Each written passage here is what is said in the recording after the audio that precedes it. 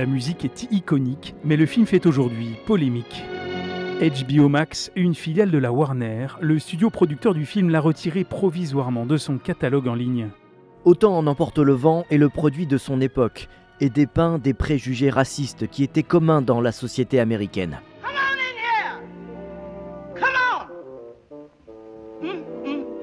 Cette fresque, datée de 1939, raconte l'histoire de Scarlett O'Hara, fille de riches propriétaires sudistes qui voit son monde s'effondrer avec la guerre de sécession.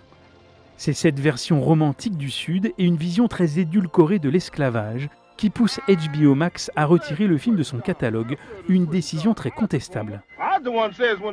Ce qui est compliqué, c'est de censurer une œuvre qui est ancrée dans un terreau historique. Alors oui, c'est une œuvre raciste, le roman comme le film.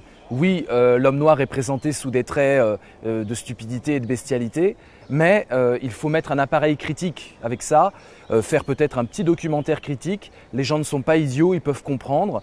Et il faut donc, plutôt que de censurer et d'effacer, il faut contextualiser et faire de la pédagogie. Contextualiser, c'est justement ce que HBO Max propose quand il va réintégrer l'œuvre à son catalogue prochainement. Where's Dr. Mead? I never seen him, Miss Scarlett. What? Hasard du calendrier, le livre à l'origine du film ressort aujourd'hui dans une nouvelle traduction française modernisée, où les dialogues des personnages noirs ont été réécrits de façon moins caricaturale et plus compréhensive.